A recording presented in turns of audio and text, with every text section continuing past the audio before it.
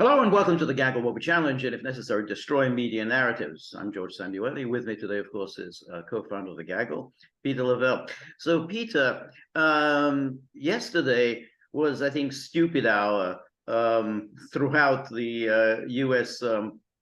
Media, and Really both among the liberals and but in this case, particularly among the conservatives, and that means that's Fox News, the Republican Party, and Trump's MAGA world. We're united in, let's try and be as stupid as we can be, in a brief period of time. And they succeeded. And they succeeded.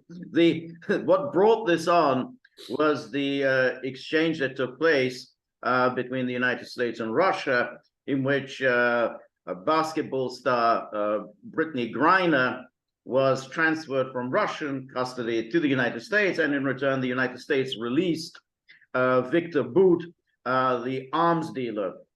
This caused enormous indignation on the right, among the Fox News and as I say, among the Trump MAGA world, according to which they thought this is no deal at all because Viktor Bout is this notorious arms dealer, one of the most horrific, nightmarish, evil men in the world, and we let him go, and what do we get in return? We get this basketball star, minor basketball star, who was just simply caught with hashish in her possession. And meanwhile, Paul Whelan, the heroic Marine, is a Marine, for God's sake. He's continues to be in captivity. So there's so much that is wrong with that, and we're going to talk about that. But I just want to highlight one thing, and that's this whole thing about Viktor Bout, this notorious arms dealer. Viktor Bout was arrested in 2008. It was a sting operation conducted by the Drug Enforcement Administration of the United States. In Thailand. Exactly. He was arrested in Thailand because they had him dead to rights. He was offering to sell arms to the FARC, this organization in Colombia that the United States regards as a terrorist organization. So let's remember, he's a Russian citizen. He's in Thailand. The United States extradites him from Thailand on charges that he conspired to sell arms. Yet he didn't actually sell any arms. He was conspiring to sell arms to an organization in Colombia that only the United States regards as a terrorist organization. That was in 2008. So he has now been in captivity for 15 years. But apparently all the sort of the Laura Ingrams and the Sean Hannitys and everybody else, they're just raising their skirts in horror that now he has been set free. The most dangerous man in the world has now been set free. And I want to just show you, Peter, something that was written about Bout in 2008 by The Economist. So this isn't RT or anything like that. This is The Economist that writing about Bout in 2008. And here is the story. The headline is "Flying Anything to Anybody," and that's it. That's the whole point. That's what he did. He was a logistics dude. Exactly. And then it says here, Mr. Bout shows a useful time to come of age. As the Berlin Wall tumbled, supplies of surplus weaponry and fleets of military transport aircraft were up for grabs. Soldiers and Air Force men were poor and easily bribed. Stocks of weapons, especially in remote corners such as Moldova, were barely monitored. And then, with supply assured, demand for his goods and services grew. As most outsiders abandoned interest in Africa and Central Asia, poorer governments lost their Cold War sponsors, and many then collapsed, allowing wars to flourish.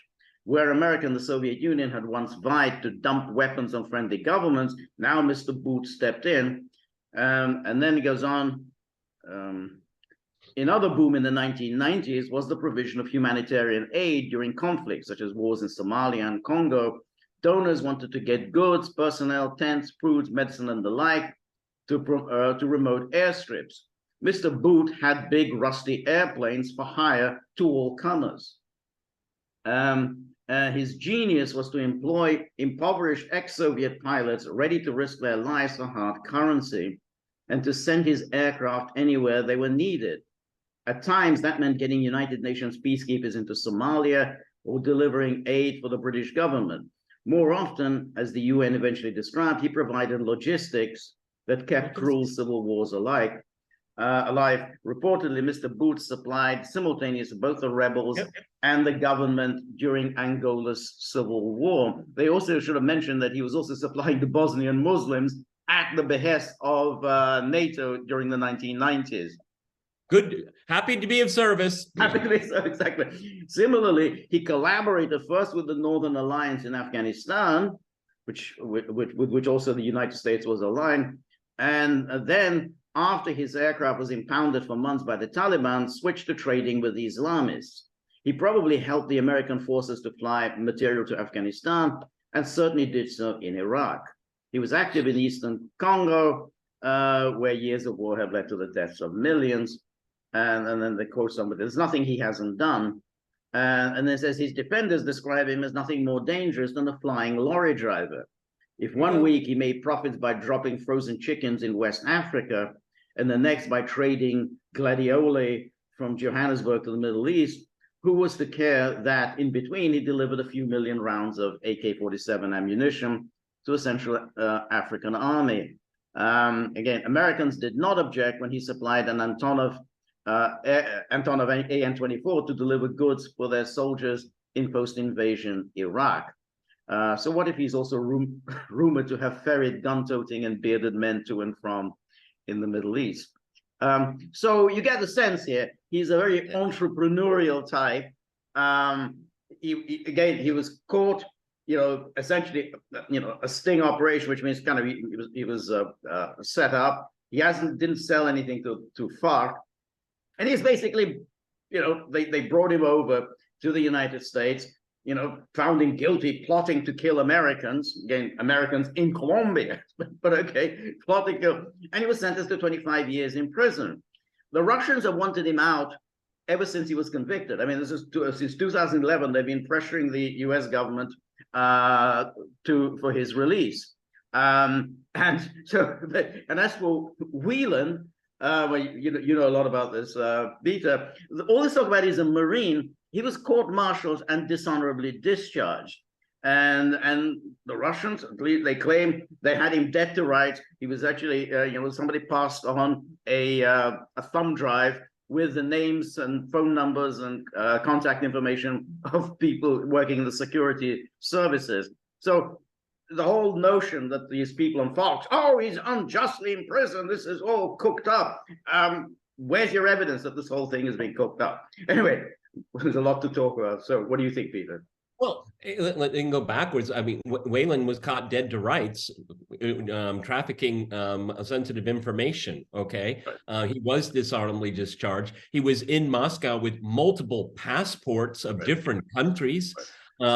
What was he up to? He was here for a wedding? Really? Right. Okay, well, he came with a lot of material just for a wedding, okay? And of course, he was targeting people on what's called the Facebook, the Russian Russia's analog to Facebook. I don't know. That's what happens when you are involved in espionage. Okay, Brittney Griner. Well, she admitted she was guilty. She admitted what she did was wrong. Okay, so there's no question there. And then we go to Victor Bout. Well, there's no evidence he sold one arm to anybody. Right. Yep. There's not any at all. I mean, he was a logistics guy and really, really good at it. And he worked for the highest bidder. For the United Nations, he worked for the US, he worked for everybody. Okay. And so that's why the Russians really strongly believe that he was wrongfully prosecuted, very wrongly prosecuted. Right. And he was it because he was Russian? I'm sure that played a role in it. Is he valuable to Putin? Of course he's not. He wasn't working for the Russian government. Okay. He'll get right back into the trade. There's no evidence of that whatsoever. I mean, Fox News totally embarrassed itself hour after hour after hour without any knowledge of this, of all of the stories that we have discussed. They didn't. I think it was Sean Hannity during this whole saga for this basketball player. He did say, yeah, she did admit it, and that she did have. So I mean, but last night. That was not the story. No one admitted it that I could tell. Okay. Right. And then this, and then the Victor Bout story. They're believing their own propaganda. It is so devoid of reality. It's so divorced from reality. They believe their own propaganda, their own op-eds. Okay. It's so embarrassing. Okay. And let's talk about the deal, George. What did you think? Was it worth the deal? Go ahead. Well, my view is that anytime you exchange, it's the deal. I mean, exactly. You can only get what the other party is willing to give you. If the Russians were not willing to give them Whelan and Greiner together, they didn't think that was worthwhile. Then that's it. There's no point. Oh, he left behind Whelan. Well, it's not on offer. You can only take what's on offer. And so there are always all these people on, in the Twitter world and in the Trump world, banging their fist. Oh, if Trump had been there, he'd have got Whelan out. How do you get Whelan out? I mean, either the Russians offer it or they don't. I mean, we would have got tough. Well, you've already imposed the mother of all sanctions on Russia. You've sent, I don't know how many billions, tens of billions of military hardware to kill Russians, and that hasn't changed the policy of Russia. So what exactly are you planning on doing to Putin to get Whelan out? You're going to bomb Moscow in order to get Whelan out? I mean, it's so dumb. It's unbelievable. Well, also in the George and I have done a number of videos on this topic. Is that the best way forward if you want Paul to come home is to stop talking about it? Okay, that's how it works. I'm sure another exchange is being lined up. How fast, when it will be, we don't know. This is always going on in the background, okay? Right. And apparently there's some English teacher that was arrested. I don't know much about that right now, but it's a pecking order, okay? And George is absolutely right. The basketball players on offer, okay? And we want Bout. Yes or no? That's it. Exactly. It's the only deal that's on the table. So this is just fantasy, again, with Fox News, including Tucker Carlson, just buying into this nonsense that somehow, the Americans were given an offer, either Greiner or Whelan for Bout. Well, there's no evidence for that. I mean, maybe that was the offer, maybe that wasn't, but we don't know, just because I think Andrea Mitchell suggested it at some point. We don't know the negotiations have obviously been taking a long time. This has been, long negotiation. But either way, that's all that's available. I mean, if the Russians are not willing to give Whelan up just like that, then that's it. I mean, what are you going to do about it? So you have to take what you get. And these exchanges, I mean, these go on for many, many decades. In the old Soviet Union, you had these exchanges, and there were all sorts of people complaining, oh, that wasn't a good deal. It's the only deal that's on offer. It used to be you spies. You give us 2 of our spies, and we'll give you 2 of your spies. In this case, it was a little different. There wasn't really too much symmetry in this case. But again, the Americans weren't willing to give up Butina. I mean, Butina didn't do anything. And I don't remember, Ingram and Hannity getting very indignant about the fact that this young woman, she didn't know the FARA law. Who the hell knows what the FARA law is in the United States? She's a Russian. I mean, she didn't know what the FARA law was, and they put her in prison. It was absurd. They didn't complain about that. Yeah, well, she was a Russian national that liked guns and wanted to bring American gun rights to Russia, and she was infatuated with America. Those were her crimes. Those were her crimes. Those were her crimes. Right. Okay. Yeah. But she didn't know about the FARA law, that, technically she's basically acting as a foreign agent. What about Hunter Biden? I mean, what about him? Okay. Right. Exactly. And then, and all this, in particular, Laura Ingraham, all these people, they're in prison in Russia, like Whelan, and there's some guy, I don't know, called, medicinal marijuana, so now Ingraham is embracing this whole notion that somehow there's such a thing as medicinal marijuana. and she's normally very tough on drugs issues. So, but the point is, well, where are you on Julian Assange? I mean, a much more important figure. He's being imprisoned by the UK authorities at the behest of the United States. I don't hear anything, nothing from Hannity, nothing from Ingram, once. That's a much more important figure than Paul Whelan, a discharged Marine, dishonorably discharged Marine, wandering around with 4 passports, and caught dead to rights, with in exchanging thumb drives. And you have to, everyone should understand, American law, it's very peculiar if you compare it to other legal systems in the world, because it's, the prosecutor, number one, has to decide if they want to prosecute. Okay. Right. There are a number of cases that say, we just don't have enough evidence. We know we did it. But we just can't build a case. Okay. Right. And then, there can be retrials and stuff like that. In Russia, it's more of the criminal code. I mean, we caught you with the drugs at the airport. Yes. Are they yours? Yes or no? Yes. Did you bring them in? Yes. Gavel goes down. You're guilty. That's about as far as it gets. Now, it's very, very bureaucratic. Okay, very bureaucratic. But that's just the essence of it. Okay, and then the head of state, just like in the United States, can amnesty someone. Okay, amnesty, clemency, all kinds of things. Okay, this is what happened in this case. This overdrawn description of Victor Bout is just an embarrassment for the entire political class and for media. George did all gagglers a huge service by reading that article, not from TASS, not from Commerson, from The Economist. Exactly. The Economist, which basically just didn't take it seriously. That was 2008. The whole thing has been ludicrously overblown. He's just, basically, he's a logistics for hire. And the Economist made clear that that's what he was. And in fact, remember, in 2008, when the Americans conducted that sting in Thailand, the initial Thai court didn't want to hand him over. They thought this is nonsense. The extradition treaty between Thailand and the United States doesn't cover it because he's selling arms to FARC. In Colombia, what's that got to do with us? I mean, that doesn't have anything to do with Thai law. And where does the United States get off just demanding somebody because he's doing something in Colombia? So they didn't want to do it. The initial court in Thailand said no extradition. And then the Americans leaned on the Thai government, and then the appellate court overturned the lower court. So, even, the judges looked at this and said, well, this is nonsense. I mean, the extradition doesn't cover stuff like this. But we had these media, throughout, the Twitter world, again, people who normally are quite sensible, notorious arms dealer. I mean, what is a notorious? He's notorious, infamous arms dealer. And they go, well, what has he done? I mean, maybe in Colombia, something in Africa.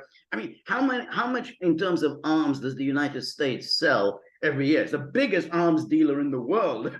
There's nothing in comparison.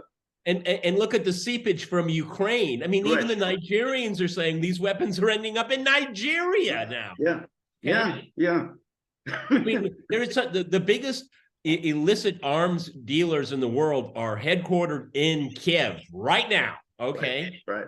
Yeah. Will they ever be held to account? No. Okay. So this, I can remember when Victor Bout was arrested, and I remember I saw many interviews with him because he did it with Russian media. Right. He was waiting on the extradition decision and all that. And, over and over again, he said, I just deliver things. I'm a delivery. I'm a mailman. Right. Okay. Right. That's right. And like I said, everyone, there's no evidence he personally was trading arms. He had a client. It's in a box, big box. Okay, I got a big plane. Where do you want me to drop it off? That's it. Okay. Now you can agree or disagree with that. You can think it's morally wrong. That's a discussion we can have. But what they're claiming about him is completely fictitious. But that's exactly right. Because again, he's a minor kind of arms dealer in comparison with how much in terms of states they deliver. And, essentially, he's now been in custody 15 years. I mean, when do you, Ingram or whoever, think it's appropriate to release somebody? I mean, for something that he hadn't actually even done. He didn't sell anything to anybody. I mean, didn't sell anything to these Colombians. When is it appropriate to release? We can't. What a terrible thing. I mean, it's like, and again, if you go back to Whelan, imagine if it was a Russian arrested in Washington, D.C., and somebody had given him a thumb drive with a whole bunch of addresses of CIA or FBI people. I wonder how the U.S. media would react to that stuff. So the whole, and you have Michael McFaul. Well, Whelan is innocent. How does McFaul know this? I mean, what are you? I mean, it's like it's like he's an innocent man being held in Russia. Even someone that you and I basically admire, Joe Rogan, he totally got this wrong too. Right. Absolutely got it wrong. It's one of these things, and I hope our audience understands. But a lot of Americans go around the world think that they're untouchable. I'm an American. I have a blue passport. You can't touch me. It's not true. Okay, you break the law, you can get into a whole lot of trouble. Okay, you're not going to get. The embassy isn't just going to go and, pick you up and take you to the airport. Okay. It doesn't work that way. Right. Okay. And this Brittney Griner thought maybe because of her celebrity status, she'd been going to Russia for years, making, buckets of money. Okay. Right. And thought that, she could, from what I understand, she entered the country through the VIP entrance, which is really hands off, quite literally. I've been through it. It's like, but on the way out, it's not the same way. Everybody goes through security, and then you go to the VIP lounge. Right. And so she forgot, whatever, but she admitted it. Okay. And so Victor Bout didn't admit to be doing anything that he was being charged with anyway. Right. And with Whelan, well, all of the public evidence that we know, this looks very, very suspicious at the very, very least. Okay. Yes. And for all the newfound followers of Paul Whelan, he'll probably be exchanged at some point in time. Okay. That's how it works. And as I started out by saying it, stop talking about it and let people work behind closed doors and work something out. Most likely there's another person that the Russians would like to have returned home. Okay. So you have to get out and get work out. But George is having absolutely right. That was the deal. Take it or leave it. Right. No, that's right. And it's very funny when they have so little respect for the laws of other countries. Now, you can't go around bringing in drugs to other countries. I mean, many countries in the world take a very dim view of drug importation, including the United States. I mean, you can't just sort of, enter the country and bring hashish in with you. George and I are of the generation of Midnight Express. Right. See the film. It's a bit old, but it's a good film. Right. And that's, and when I lived in Eastern Europe, living here in Russia, and they're non-Russians with a joint or something like that, I'd just say, go watch Midnight Express, okay? Don't have anything to do with drugs in a foreign country. Don't. Right. No, that's right. And so it's kind of, very strange where immediately the United States' official position is that, this was cooked up and that she's unjustly imprisoned. This is, as Whelan, unjustly imprisoned. But what is the basis of saying he's unjustly? I mean, what are you saying? I mean, you're saying she didn't come in with the drugs, that the drugs were planted on her. I mean, you could say it's unjust. Why is it unjust? I mean, other than you're going to say it was planted on her. But the U.S. government hasn't said that. In fact, nobody was saying yesterday, this was planted on her. So in that case, she broke the law. I mean, and then, that's what the law recommends in Russia. So it's, and then again, they had this interview with Whelan, and they aired some of the interview. Well, that's very nice. That's, shows Russia is very humane. You tried doing an interview with Julian Assange. Julian Assange isn't allowed to give interviews. And then we've had, just like we had interviews with Navalny. again, he's allowed to give interviews. You get caught up in the U.S. prison system. You don't give interviews in prison, and that's that's how. So, they're trying to milk this. Particularly the Republicans, they think they're going to get some political mileage out of it. It's an absolute idiocy for them, because ultimately, it's still a very minor issue. It's going to be forgotten within a few days in comparison with the big issue, which is the war in Ukraine and how that can be resolved. This whole thing is really just simply an excuse for these Republicans and Fox News to bloviate vacuously. This is what they love to do, and this was a dinner for them. And then you just you go into clown worlds, about Brittney Griner, she wasn't patriotic enough. Okay, or it's because she's a woman exactly. lesbian. It just shows how infantile American political discourse is. Okay, Look, it's been going on since the Cold War. Okay, and Victor Bout is a happy man. Brittney Griner, she's a happy woman right now. So it's a win-win that way. Okay, and again, from where I sit, watching how everybody looks for their piece of the action politically to spin it. It's just so nauseating. It's so ridiculous and infantile how people are talking about it in the media. Yes. No, that's right. And as you say, they're probably negotiating something with Whelan, but as the Russians point out, and as we have pointed out, this isn't a high priority for the Russian government. You Americans, you don't want to talk about the issues that matter to us. You want to talk about issues that matter to you. Getting Americans out of prison from Russia, that matters to you. It doesn't matter very much to us. So therefore, it's not going to be put on the front burner. The Whelan. All right. Well, we'll discuss it at some point. Well, I mean, actually, I'll probably really be attacked for this, but I mean, it's the Russian side that was magnanimous. There's an entire NATO world war against Russia, and they got their basketball player back. That's pretty amazing in the scheme of things right now.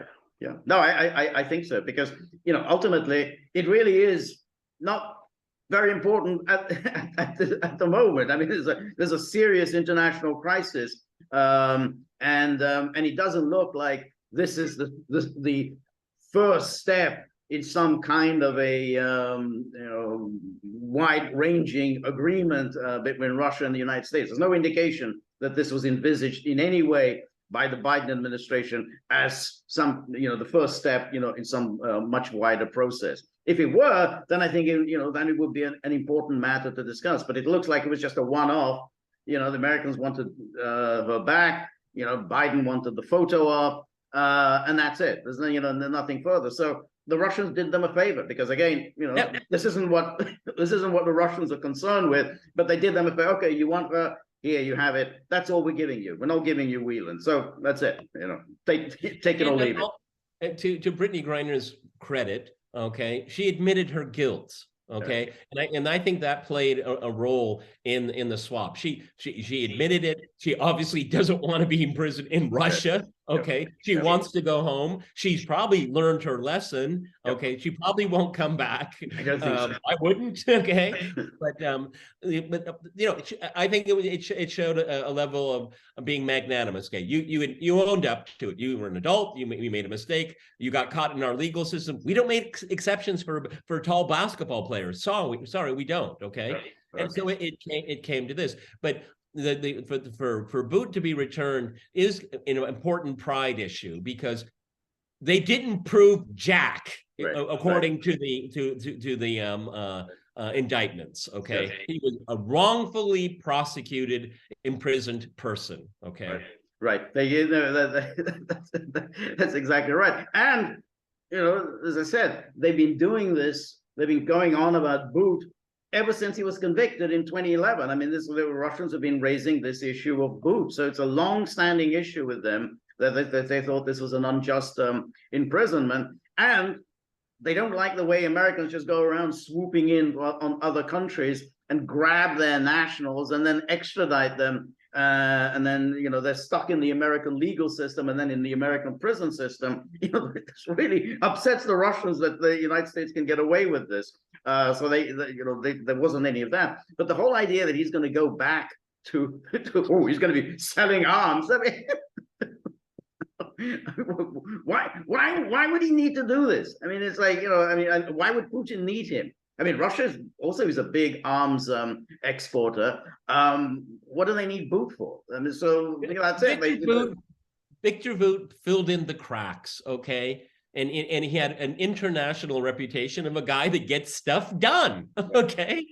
He did, and he worked for everybody. Right. And I'm sure for Victor, obviously I can't speak for him, but I'm sure as he was languishing in prison, he thought, I did so many favors for these people. Right. Okay, inconvenient, kind of embarrassing things. Oh, we'll get Victor Bout to send it. He does stuff on the sly. Okay, right. And he would do it. Okay, right. And then have them turn around and say, we're going to get you for X, Y, and Z. And say, you did that. I didn't do it. I just delivered. Yes, that's right. I'm the middleman. That's okay, right. That's right. And that Economist article pointed out, many occasions he was doing it for the Americans. I mean, he was doing all of this for the Americans or for the United Nations. He was there. He had his transport aircraft, and he would deliver.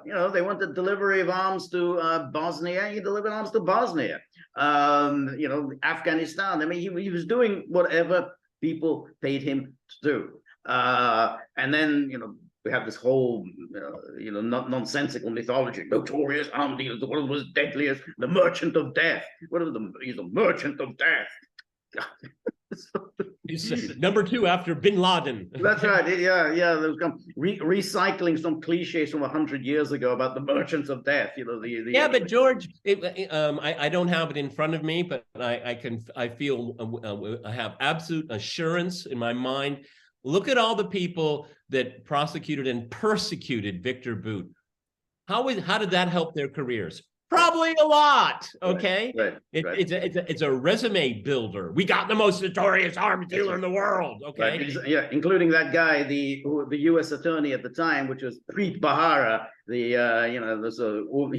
kind of notorious Obama U.S. attorney for the Southern District of New York, who was also then later on involved in doing the bidding of Bill Browder and going after Pervazon. So political hack. And as you said, went on to a nice lucrative career. So, but as I say, yesterday was a real stupid hour. It was the most clownish display I think I've seen in a long time. Considering, and I'm glad George said it, considering Julian Assange is still languishing in prison, okay?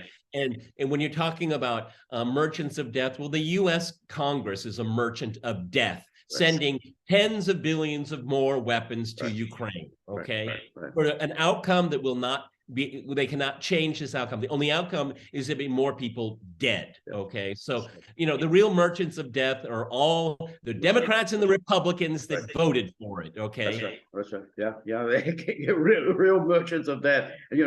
How many deaths are they responsible for since February? And you're going on and on about something or other that didn't happen in 2008. I mean, so that's you're horrified about, that all the actual killing that's going on in Europe today, and that you're facilitating. Well, that's fine. No one's bloviating about that.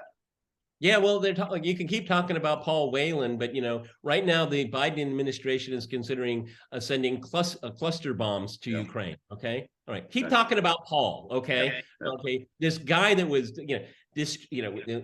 dishonorably discharged. Okay, he's no hero. Okay, and not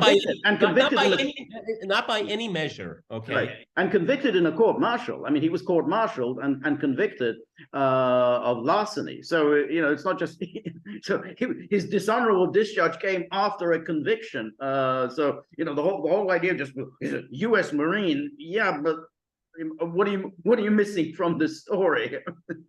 Well, they disowned him. They threw him out. Right. Exactly. So that doesn't make you.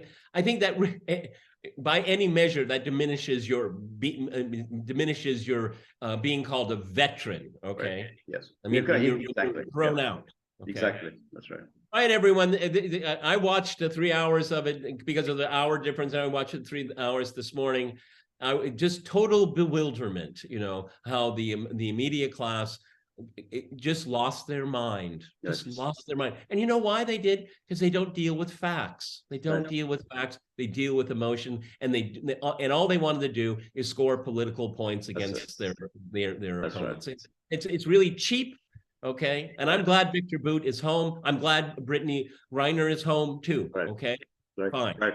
But, you know, when the world is on fire, they're talking about Paul Whelan.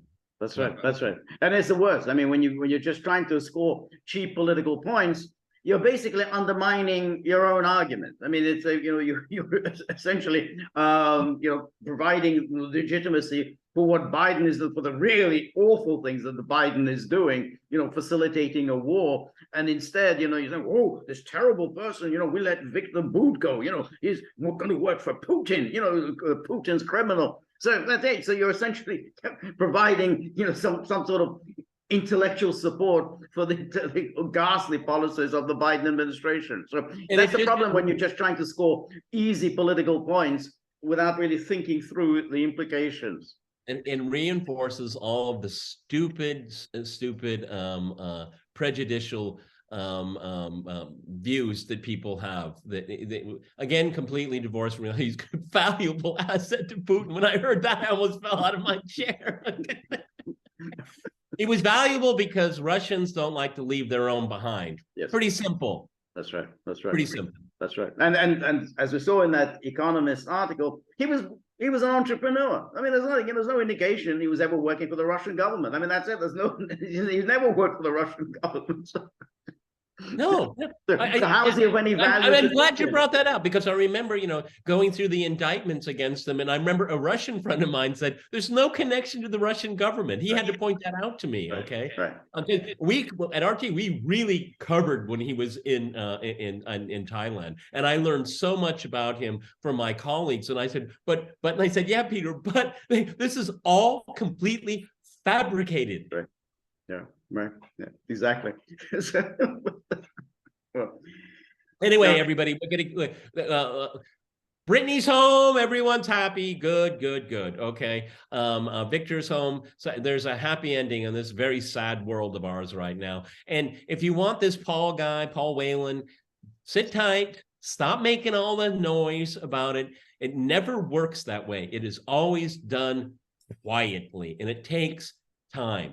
The man was convicted in an American military court. He was convicted in a Russian court. Okay. Right. So they're going to have to find the right fit for him. Okay. Exactly.